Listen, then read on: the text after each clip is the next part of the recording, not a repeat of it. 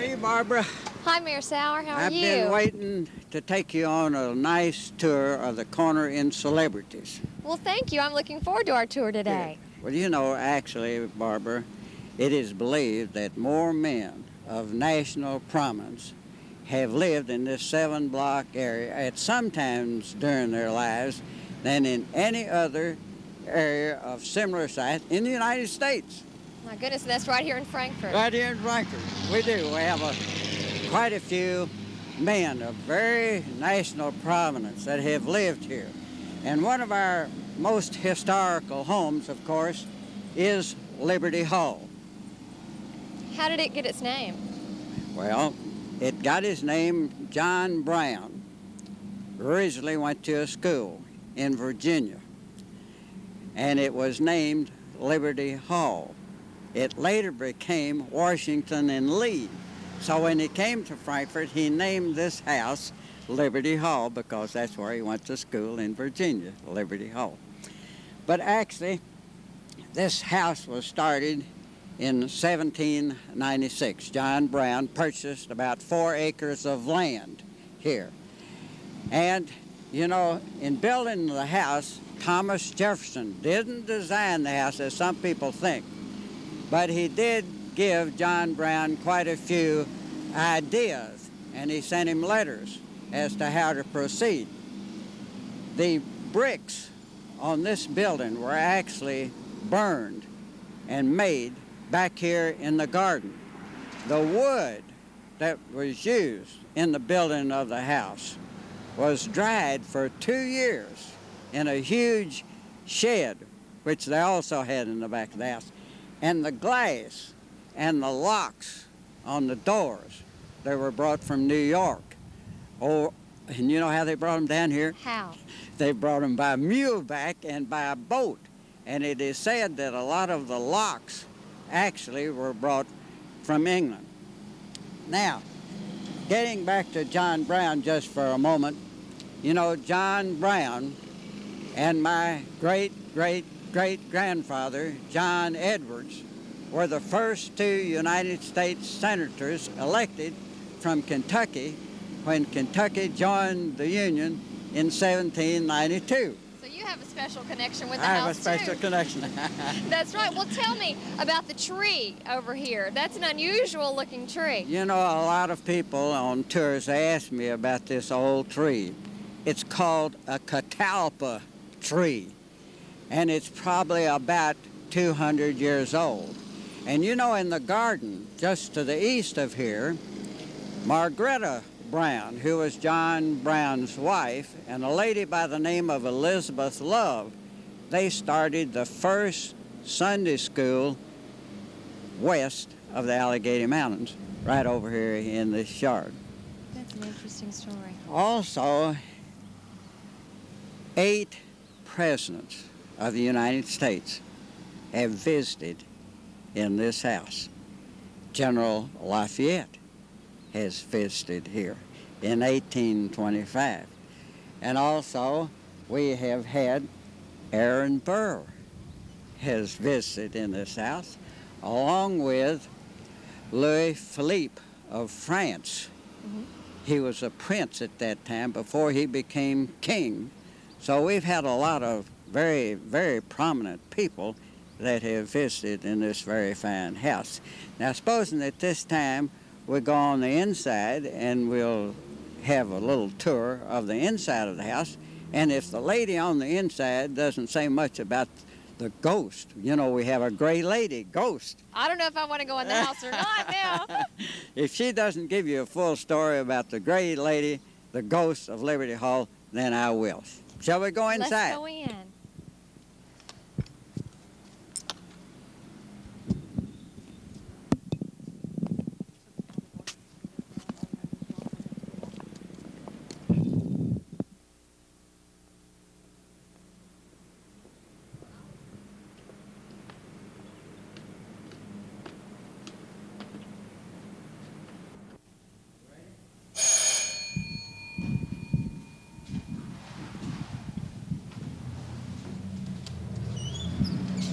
Hi, Mary.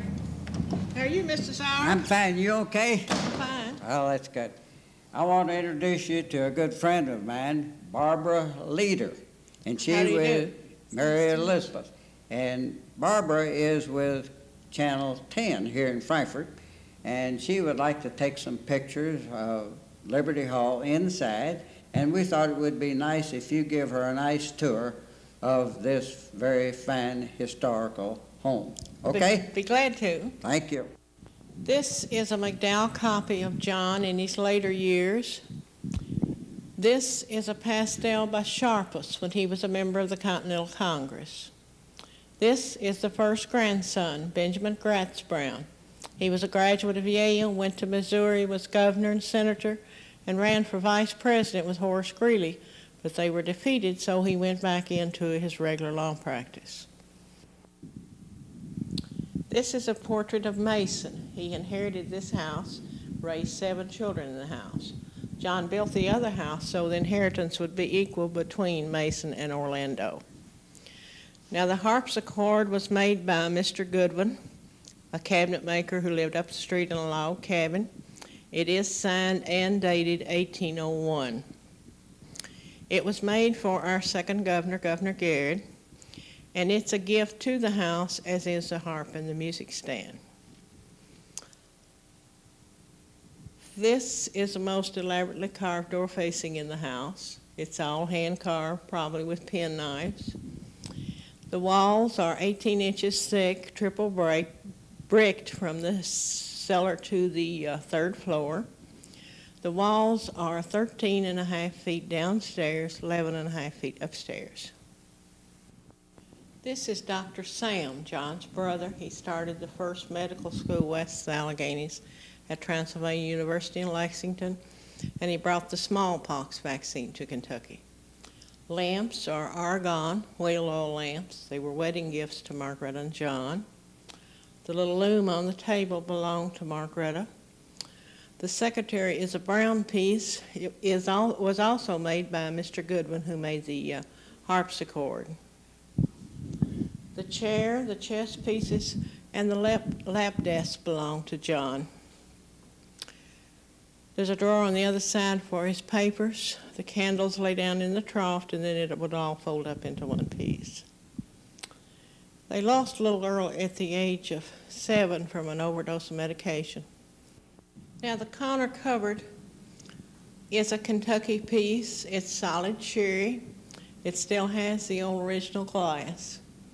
Now the cup on the center shelf is the one we think Lafayette may have drank from. When he toured the United States in 1825, he came through Frankfort. They had a reception and a ball. Margaretta didn't think it would be quite proper for her to attend the ball, so when he saw she wasn't there, he came to the house, spent some time with her, and had tea with her. Under the mirror is a sugar chest. Sugar was very scarce, kept under lock and key, and it wasn't granulated. It was hard like brown sugar. Clock is a family clock. It's an old Eli Terry clock. He's the one that taught Seth Thomas how to make clocks. Plate warmer, they would close the door and push it up to the fire to keep the plates warm till serving time. Now the china is from France. It's old Paris, it's hand painted, and they bought it in the barrel. They didn't buy it by the piece or place setting like we buy china today. The cups on the table on the stand are syllabub cups. It's what they served a hot spice wine in. This is a copy of a portrait at Yale. The glassware also belonged to the Brown family.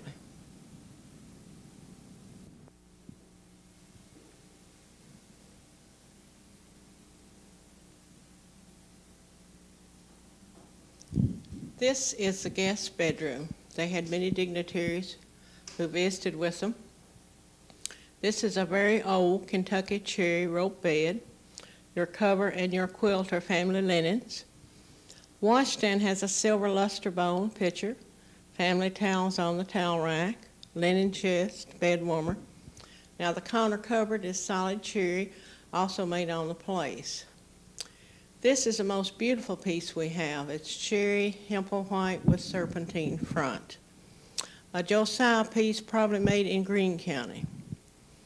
Mirrors had a reverse painting on them, that is, they were painted on the backside like your clocks were. They were considered a luxury and taxed. Closets were also taxed at one period. Your counter cupboard, Mount Vernon, and Margaretta's little jewelry box or case are original pieces in this room. This is a sugar bucket. Sugar was very scarce, kept under lock and key. All their brass and copper ladles and dippers, the old iron skimmer, waffle irons, the old tea kettles and Dutch oven, another plate warmer, that's a chocolate pot on top of it, candle molds, shaker cheese containers, all their cake and bread and pudding molds. The dishes are Canton china, also built in barrels, and it was used as ballast in boats. These are sugar crackers. It was like brown sugar, hard, had to be cracked up. And those are sugar tongs. They had their own cows, chickens, and hogs, had their own garden, made sauerkraut, pickled beans and beets and corn. Now the bookcase was made on the place. It still has the old original glass. This is a collection of all the brown silver down through the years. This is a Palladium window. It was named for the gentleman who designed it, and our windows all have the old irregular glass. Desk and chair belong to John. It is a butler's desk. The wax that they would have used to seal their letters with, also the sand that they used to dry the ink with. Rocky Horse has horsehair for a tail. The other little horse has lamb's wool for a tail.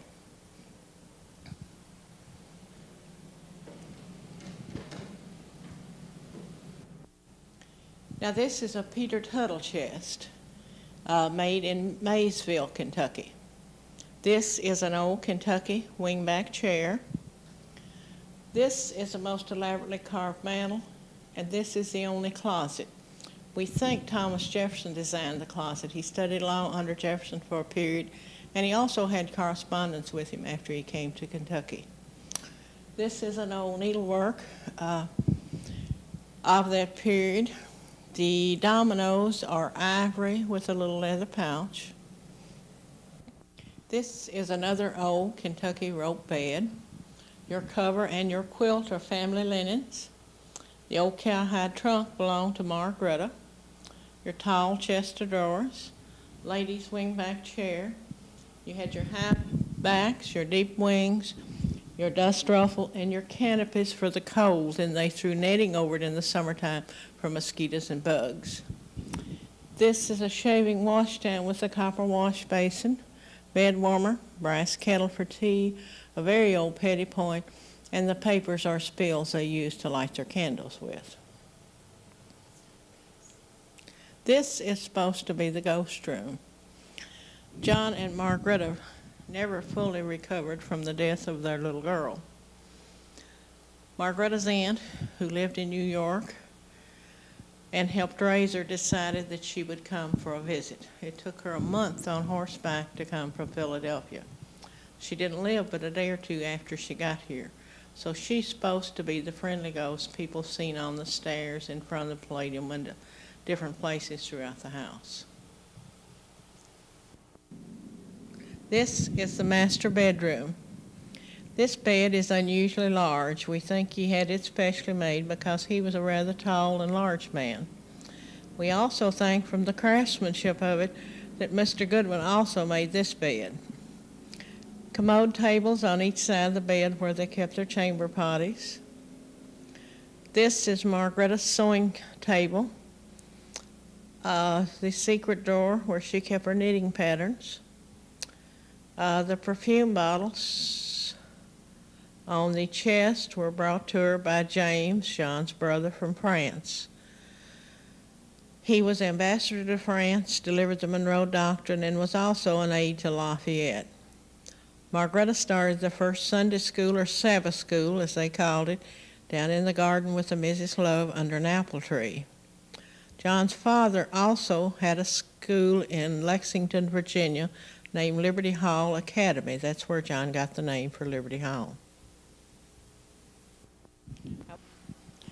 This is a collection of all the Brown books down through the years. The ladies have had the books restored up to 1838, the immediate family books. We have family Bibles, law briefs, medical journals, genealogy. Margaretta wrote a set of Sunday school books for the children, food for lambs. Almost anything you would want to read about, and the library is open by appointment for anyone who wants to come and use the books. This door leads to the 3rd floor.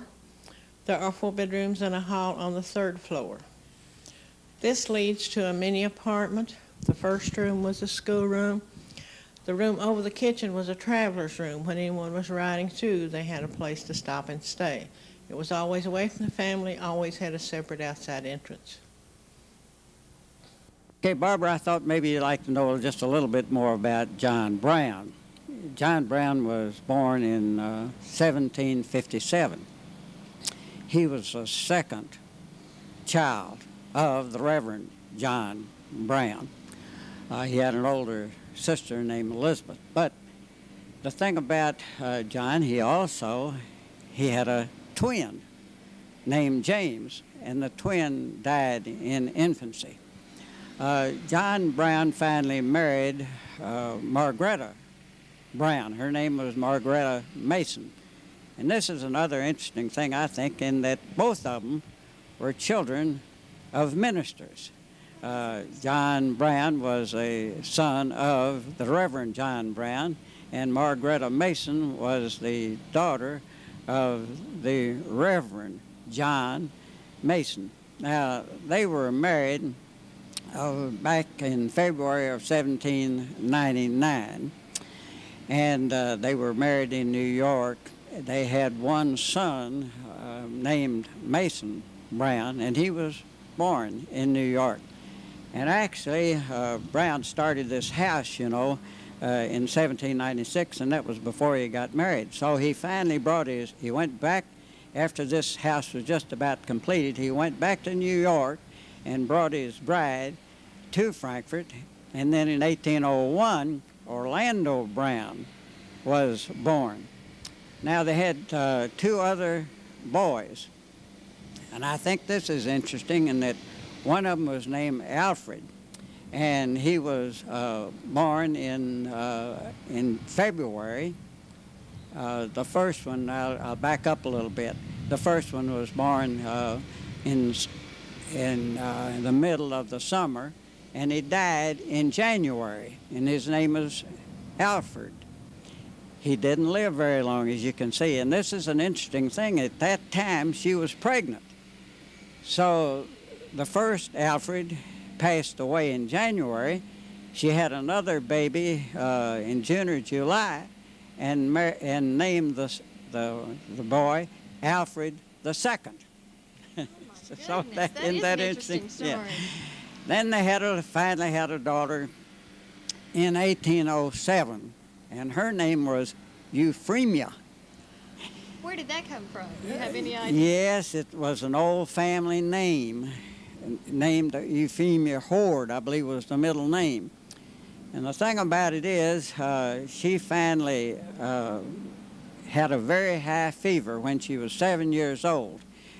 And along with the high fever and taking too much calomel, she passed away. At 7? When she was in 1814, when she was 7 years old. And it grieved the Browns considerably. So it grieved them so that they had an old aunt up in New York that heard about their sorrow. And so she decided that she would come to Frankfort to console them and help them. When she got here, the child had already passed away. And she was so grieved that she died with a heart attack in about 3 days. So they buried her body here in the backyard, in the garden. Eventually, of course, it was transferred to the Frankfort Cemetery, but that's what they call, her name was Varick, Margaret Varick. And this was the old aunt that was the great lady, the ghost of Liberty Hall. And it is said she grieved so over the death of this little girl, and also the fact that she was buried in the backyard, and yet she was transferred to the Frankfort Cemetery. She still is roaming around this house looking and grieving over the little girl, and also she wonders where she is buried because there's no marker in the backyard here. She roams around the house, mostly at night, and she can be seen from the windows and often at the bottom of the steps. Now, Eugenia Blackburn and also Billy Manning, they have seen the results of the Gray Lady, the ghost, because they have seen doors open and close without anybody being there to open or close them. And also, one time, Eugenia said that she was living here at the time, and all of a sudden one night, one of the music boxes that had never played finally started playing during the night, which scared her to death. Then another time, they came in and they found 2 bracelets on a table. Nobody knows where those bracelets came from. They think that the ghost brought them back and placed them on the table. They took the bracelets to her jeweler and they said, yes, those bracelets were made back in 1800. So the bracelets probably belonged to Euphemia, the daughter that died. I thought that you would be interested in the story of the Gray Lady of Liberty Hall. Well, that is really interesting. We've had so much fun today, we can't let this be the last time. Do you want to keep on going around Frankfort? Oh, sure. I think on our next little tour, we'll go by the Orlando Brown House, and we'll have a lot more to say up there, okay? Okay, I'll meet you in a couple of weeks. Okay.